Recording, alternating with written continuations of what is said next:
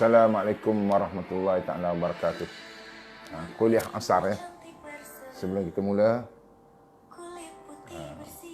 satu lagi.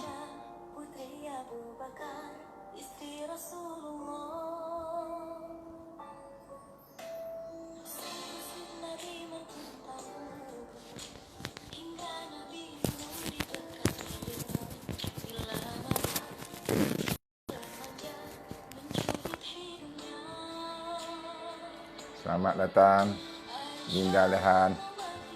Alhamdulillah dah beransur pulih sikit. Alhamdulillah. Terima kasih Ustazah bertanya khabar. Ustazah okey?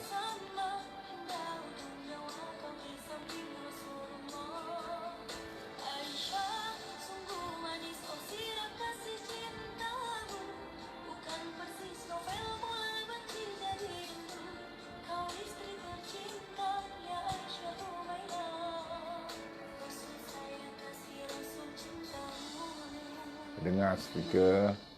Ya, sementara menunggu rakan-rakan FB masuk dan share. Bukan tujuan apa, just semata-mata untuk menyampaikan sedikit ilmu yang Allah anugerahkan dan untuk melaksanakan hadis Nabi ballighu anni walau ayah. Sampaikan daripada aku walaupun satu ayat. Ya.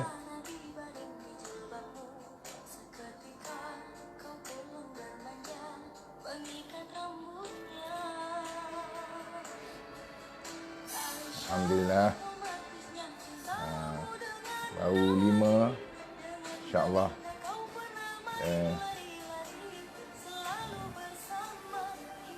Lagi yang sedang meniti di bibir-bibir peminat.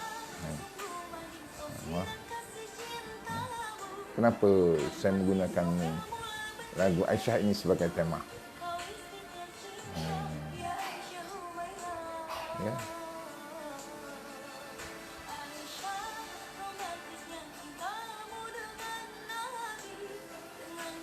Syahadu. Sini kata yang cantik.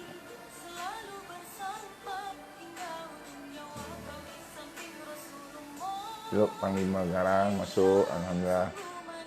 Ya. Masuk sikit-sikit. Masuk. Menunggu.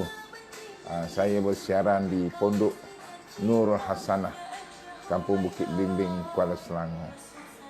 Alhamdulillah. Baik, kita nak membicarakan berkaitan dengan wanita krisis Aisyah. Siapa Aisyah? Sudah tentu semua tahu, isteri Rasulullah sallallahu alaihi wasallam yang digelar oleh Rasulullah ya Humairah. Wahai pipi kemerah-merahan. Ya, kecantikan Aisyah. Ada khilaf, berbagai-bagai khilaf lah tentang umur Aisyah tu tadi. Ketika mana berkahwin dengan Rasulullah sallallahu alaihi wasallam. Bagaimana kita nak menjadikan diri kita ini, ya, wanita di luar sana, kalau saya seorang lelaki, nakkan isteri saya menjadi sebagaimana Sayyidatina Aisyah. Ya, nak menjadi Sayyidatina Aisyah. Kita yang pertamanya sekali, dengan mudah nak kita menjadi wanita yang solehah. Ya, nak menjadi seorang wanita yang solehah. Sudah tentu kita nak kecantikan. Ya, kecantikan. Dan kecantikan ini perkara relatif yang berbeza mengikut pandangan masing-masing. Jadi cantik di sini ialah cantik di luar, cantik di dalam. Maknanya di luar ini dengan rupa parasnya, dan rupa paras itu terletak pada diri masing-masing, pandangan masing-masing. Kan? Mungkin sebagai seorang wanita dia cintakan pada suami dia. Mungkin ada satu part di mana kecantikan yang ditepikan dengan suami dia itu tadi. Dan mungkin juga suami dia pula, dia tengok pada isterinya, mungkin ada suatu part yang mana dia rasa seronok untuk menjadikan itu sebagai suami. Dan sekarang apabila sudah dijadikan sebagai suami isteri, kecantikan itu tadi hendaklah cantik luar dan cantik dalam. Cantik luar dalam tu bukan kata makan jamu macam mana. Yang jadi makan jamu ni masalah kita orang Malaysia ni satu hal. Kenapa orang Indonesia, kawan-kawan saya dekat Indonesia sana, dia makan jamu, umur dia 16 tahun. Orang Malaysia makan jamu umur 60 tahun. Mana maunya, Yung. Tak mau. Nah, tu dia. Nah, makna cantik luar, cantik dalam ini cantik. Bukan sahaja kecantikan dari sudut fizikal, tetapi kecantikan dari sudut akhlak, kepribadian yang ada di dalam hati, jiwa yang bersih jernih itu keluar. Ya, keluar daripada diri melalui akhlak dan kepribadian dia. Yang itu.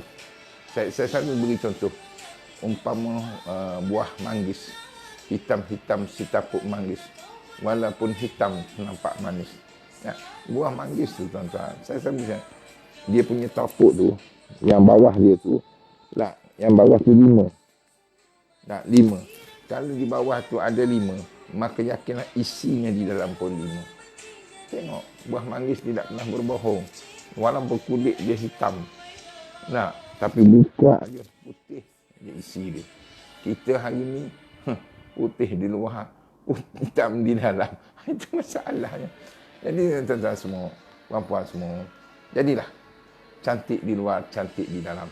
Makna dalaman kita itu jernih itu dikeluarkan melalui akhlak kita. Dia macam buah fresh orange lah, fresh orange contohnya, fresh orange. Kadang-kadang orang kata apa? Dia kata, Ustaz, dia tu mulut dia macam tu. Mulut je, tapi hati baik. Mana maunya? Ya, kalau kita pergi kedai, kita order fresh orange. Ya, kita order fresh orange, maka tuan kedai itu akan ambil orange, di-freshkan, blend, keluarlah orange. Kalau dia blendkan orange, keluar tak air apple? Takkan keluar apple, keluar air orange. Maka begitulah kita. Dalaman kita itu tadi menggambar keluar daripada luaran akhlak yang cantik. Akhlak ini dan akhlak yang di luar, tuan. Dan seorang wanita ini kita tengok ya, ada beberapa wanita yang ada dalam sejarah, yang wanita dalam sejarah. Antaranya kalau kita tengok Nabi Nuh alaihissalam bersama isteri dia, ya, Nabi Nuh, Nabi tuan-tuan, tapi isterinya mati di dalam kekufuran. Seorang wanita bersama seorang insan yang soleh, Nabi, tapi mati dalam kekufuran. Wallahu a'lam. Yang kedua, ya, wanita yang bersama dengan orang yang zalim. Siapa dia? Asyah bersama dengan Firaun. Walhal Firaun tidak beriman, bahkan dia mengaku dia sebagai Tuhan. Ana rabbukum a'la. Tapi Asyah boleh hidup bersama dengan Firaun. Boleh hidup bersama dengan Firaun dan beriman kepada Allah Subhanahu wa taala. 2. Yang ketiga, ya, suaminya soleh, isteri yang solehah. Siapa dia tuan-tuan? Ya, antaranya selain daripada Rasulullah, Nabi Ibrahim alaihissalam bersama dengan Siti Hajar dan Siti Sarah. Ya, ini yang kita harapkan. Ini yang kita harapkan. Tapi ingat tuan-tuan, jangan mengharap kasihnya, jangan mengharap kasihnya Hawa. Kalau kita tidak setampan, sesabar Nabi Adam alaihissalam. Jangan dikejar cintanya Zulaikha kalau kita lelaki tidak setampan Nabi Yusuf. Jangan didamba kasihnya Aisyah kalau kita tidak sehebat Rasulullah sallallahu alaihi wasallam. Amboi, bermadah sedikit petang. Maknanya dua-dua tadi. Dua-dua. Akhlak itu melantang dari mana? Daripada suami isteri itu tadi. Dan tuan-tuan, di antara wanita yang soleh hati, dia bijaksana, cerdik, mengatasi masalah macam mana. Kita tengok hari ini, saya tengoklah, bagus ni. Isteri saya contohnya, bila musim-musim Covid tu, dia olah tu, Masya Allah, nak bagi anak-anak dia makan, nak bagi suami dia nasi goreng. Hari ni dia masak nasi goreng kampung. Kampungnya lebih. Esoknya masak nasi goreng juga. Nasi goreng kerabu. Lusa nasi goreng juga. Nasi goreng ikan bilis. Lusa nasi goreng juga. Tapi nasi goreng Pattaya. Macam diolah. Dia nak bagi saudara anak dia makan, suami dia makan. Hebat. Itu dia. Pandai dia. Wanita macam ni. Tapi yang sekarang ni, bagaimana Aisyah ni, kalau tak silap saya dihidup bersama dengan Rasulullah selama 9 tahun. Kalau tak silap, kalau salah, maafkan saya. Dan dia meriwayatkan hadis sebanyak 2,210. Pak, sekali dan Aisyah ini perlu menjadi tempat rujukan para sahabat Nabi untuk mengetahui satu hukum itu tadi. Ya bayangkanlah hadis yang dia bersama dengan Rasulullah sebanyak 2,210 hadis. Kita tengok diri kita, isteri kita. Berapa hadis ada dalam dada dia? Sebenarnya ada tak buku-buku hadis di rumah? Sebenarnya yang ada buku apa? Impiana, Ebon, lagi apa? Anjung Seri, lagi apa? Itulah dia. Tak pawai. Ini masalah kita. Salah siapa? Salah sebagai seorang suami juga. Tak mendedahkan. Allahu Akbar. Saya orang ini realiti. Orang jemaah tabligh tu tuan-tuan. Masya Allah, saya dengar hari ini daripada sahabat saya. Seorang tu dia waktu dia mati, sebelum dia mati tu, dia kena sakit COVID. Dia angkat satu jari macam ni. Dia surah daripada Johor. Angkat tangan macam ni, mengucap la ilaha illallah 3 kali. Maka Allah cabutkan nyawanya. Masya Allah, tabarakallah. Nampak tak? Di rumah dia tu, dia hidup majlis taklim. Dia hidupkan majlis taklim, dia baca. Kadang-kadang dia bagi anak dia baca. Di rumah kita hidup tak majlis taklim sebegini? Kita sebagai seorang suami, kita duduk tak ramai-ramai, bacalah buku apa-apa pun. Buku hadis ke apa ke. Kalau susah kan ambil kitab Fadail Amal tu. Ambil buka kitab Fadail Amal. Baca satu keluarga. Hari ni suami baca, esok isteri baca, lusa anak baca. Ini. Lama-lama musim COVID macam ni. Kita boleh buat sebegini. Insya wanita yang berilmu. Dan kadang-kadang ilmu itu mesti didorong oleh suami juga. Sebab itu, si suami ni waktu dia nak kahwin dulu, ini cerita orang yang dah kahwin lah, nak mencari isteri yang solehah. Tapi tak apalah, Allah dah jodohkan kita ini, kita teruskanlah perjuangan kita. Letak dalam diri kita, letak dalam hati kita, apa dia? Suami di dunia, suami di akhirat. Perkahwinan sampai ke jannah. Kita nak masukkan sampai tahap itu. Rasulullah, ya, Aisyah tu tuan-tuan, bayangkanlah, bekas minum Rasulullah tu tadi, gelas cawan tu dia minum. Di mana bibir Rasulullah, maka di situlah tempat dia letak lidah dia. Dia minum. Agak-agak tuan-tuan, isteri kita minum tak berkelebihan gitu. Macam, boleh? Ada sahabat saya, seorang wanita, dia kata, Ustaz, saya bukan tak nak minum, Ustaz, bekas suami saya. Dia imam baca Quran cantik. Allah hebat, Ustaz. Tapi sayangnya, Ustaz. Kenapa? Bila dia minum tu, Ustaz, misai dia berenang je dalam air. Ustaz, selera saya nak minum, Ustaz. Wallahualam.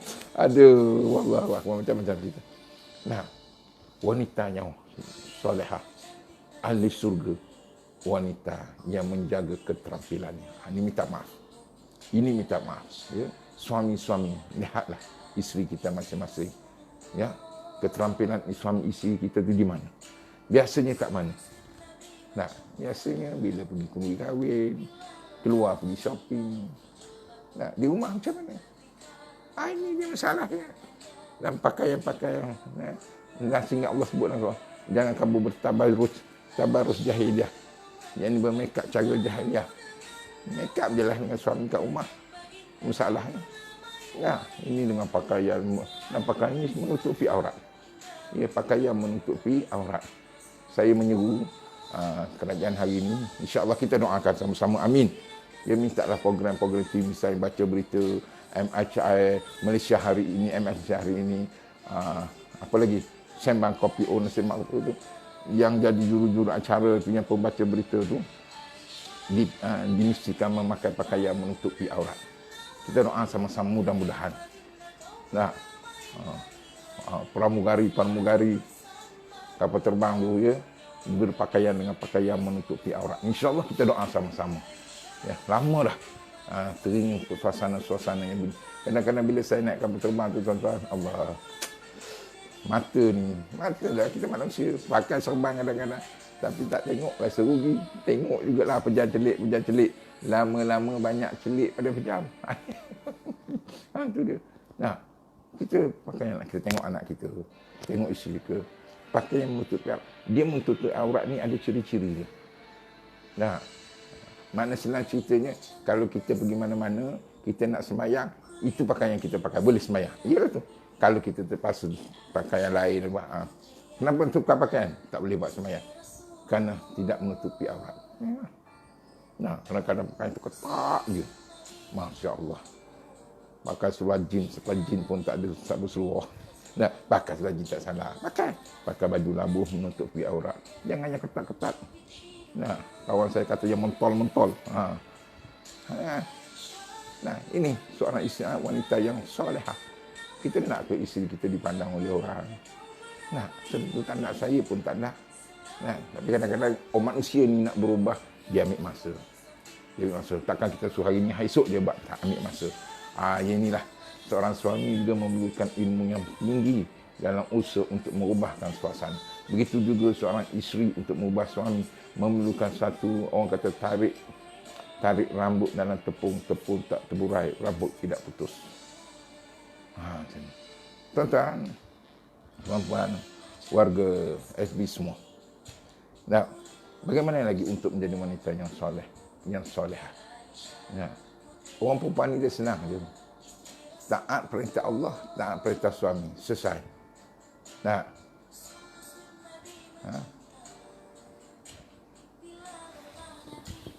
ya. Nah, misalnya bagaimana kita nak isteri yang solehah. Saya kata orang perempuan ini dia senang nak masuk surga. Senang nak masuk surga. Macam mana? Taat perintah Allah, taat perintah suami. Taat perintah Allah, taat perintah suami. Ya, macam mana taat perintah Allah, taat perintah suami? Allah dia semayang, dia puasa, jaga aurat dan sebagainya, dan taat perintah suami. Nah, saya kadang-kadang termenung juga, macam mana Aisyah yang beriman kepada Allah tu boleh hidup bersama dengan Firaun. Kemana? Nah, adakah isteri kita nak suami kita sejahat macam Firaun? Na'udzubillah, tak mungkin. Dan bagaimana Nabi Nuh alaihissalam hidup bersama dengan isteri dia? Kesabaran Nabi Nuh alaihissalam. Dan bagaimana ketenangan Nabi Ibrahim alaihissalam bertama dengan isteri Siti Hajar dan Siti Sarah. Apatah lagi junjungan besar kita Nabi Muhammad sallallahu alaihi wasallam. Nah, ketaatan tadi. Taat kepada Allah. Taat pada Allah tu macam mana? Taat pada suami. Taat suami macam mana? Tiga perkara. Yang pertama taat tadi, buat yang suami suruh. Seorang isteri kena buat suami suruh. Suami kata, bangun duduk pagi, kau buat nasi goreng cekodok tu. Makanlah, bangun walaupun mantuk-mantuk. Duduk tenyih kat pisang. Pukul 2 pagi, cekodok. Buat, tak apa. Nah, yang kedua, jangan buat yang suami larang. Apa yang suami tak suka? Tak sabar. Nah, dan yang ketiga, beri apa yang suami nak, ini cukup bayar. Boleh, muslimat? Boleh. Sebenarnya kalau sama beramal. Bukan senang surga Allah nilainya cukup besar. Sebab itu Nabi SAW, saya tak tahulah satu hadis ini, bila dia satu hari Fatimah tengok Nabi menangis, maka Fatimah bertanya kepada ayahandanya Rasulullah SAW, ya Rasulullah, kenapa kamu menangis? Rasulullah kata, aku lihat malam Isra dan Mi'raj, ramai wanita-wanita yang dihumban oleh Allah ke dalam neraka. Na'udzubillah. Saya sebagai suami doakan, tuan-tuan yang luar sebagai suami kita doakan, moga-moga isteri kita dididik oleh Allah untuk mendapat surga Allah. Amin. Dan suami isteri-isteri di luar, doalah mudah-mudahan Allah didik suami kita. Allah didik suami puan-puan. Moga-moga cinta kasih sayang itu kerana Allah Subhanahu Wa Taala. Amin. Nah, 3 tadi ingat wanita, 3 tadi. Apa dia? Pertama, buat yang suami suruh. Yang kedua, jangan buat yang suami larang. Yang ketiga, ya, beri apa yang suami nak. InsyaAllah. Dan kena sabarlah. Kena sabar. Ya, kesabaran itulah yang boleh menjadi dinding kepada wanita yang solehah. Ya. Yang ke mana-mana, renung-renungkanlah. Selamat beramal. Kita jaga isteri kita. Kita jaga anak-anak kita. Musim-musim COVID ni duduk di rumah. Perhati pakaian anak-anak kita macam mana. Ya, tingkah laku mereka macam mana. Banyakkan doa. Banyakkan doa. InsyaAllah banyak kita sebagai ibu bapa, kita sebagai suami, kita sebagai teman, sebagai isteri, banyak doa. InsyaAllah jangan putus-putus doa. Baiti jannati, jangan putus-putus doa. Saya selalu sebut kerana saya ni kalau saya bangun bangkit malam, saya nampak wajah isteri saya, sesebut saya nampak wajah isteri saya nampak wajah anak saya, sesebut nama satu-satu anak saya. Ya, supaya Allah letak lindungkan dia di dalam keadaan beriman kepada Allah Subhanahu Wa Taala. InsyaAllah. Dan saya doa sahabat-sahabat saya misalnya Tuan Zamani, Naz, supaya Allah jadikan tuan-tuan ni suami di dunia, suami di akhirat. Baiti jannati. Ini kita nak carikan insya-Allah tuan-tuan. Ya, mudah-mudahan dalam kuliah asar yang sebegini petang-petang ni, ya petang-petang sebegini, ya kita melihat sedikit bagaimana untuk melahirkan seorang wanita yang solehah sebagaimana isteri Rasulullah. Khususnya kita dengar tadi lagu Aisyah. Bagaimana cinta, kasihnya Rasulullah kepada Aisyah. Bagaimana kasih, cintanya Rasulullah kepada Sayyidatina Khadijah. Dan bagaimana kasih, cintanya Sayyidatina Khadijah kepada Rasulullah sallallahu alaihi wasallam. Bagaimana cintanya Zulaikha kepada Nabi Yusuf alaihi salam, dan bagaimana cintanya Nabi Yusuf kepada Zulaikha isterinya. Masya-Allah. Marilah kita jadi keluarga yang beriman. Kita jadi keluarga yang bertakwa pada Allah. Musim-musim ni tuan-tuan, ajar anak-anak kita dengan Quran, ajar isi-isi Quran. Alah ustaz, saya Quran pun saya tak reti ustaz. Zaman ini serang. Video call. Mana ustaz-ustaz kita yang ada tu? Ustaz tolong dengar isi saya baca suratul Fatihah. Kita dengar. Kamu baca. Tu. Minta ustaz dengar. Ustaz tegur. Kan senang. Hari ini nak 1000 daya, tak nak 1000 daya. Kita call mana-mana ustaz yang boleh pandai Quran. Dan yang penting lagi tuan-tuan, majlis ilmu di rumah. Buatlah. Ya, insya-Allah.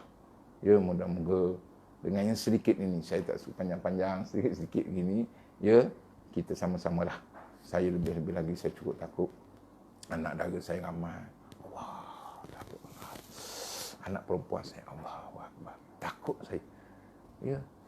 Nabi sebenarnya tak silap saya kata, kalau kamu ada anak perempuan 3, kamu mesti tak ingatlah. Masuk surga. Macam sahabat tanya, kalau 2 ya Rasulullah, masuk surga.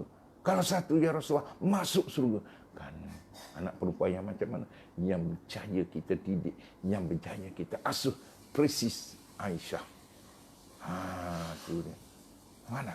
Ya, mudah-mudahan insya-Allah semua, ya, saya rasa cukup sekadar itu. Kita bertemu lagi pada waktu dan ketika lain. Ya, insya-Allah. Moga-moga sedikit perkongsian ilmu itu tadi. Ya, ada buku saya kat luar sana. Ada 2 buku. Satu, mudahnya disayangi suami, mudahnya dicintai isteri. 2 buah buku saya. Itu saya buat berdasarkan pengalaman hidup saya. Macam mana nak dapat kasihnya isteri, macam mana nak dapat sayangnya suami. Jangan kita jadi pusingkan panas hingga ke petang, rupanya hujan di tengah hari. Sekadar itu, jumpa lagi insya-Allah. Assalamualaikum warahmatullahi wabarakatuh. Sebar-sebarkanlah. Share-sharekanlah. Sama-sama.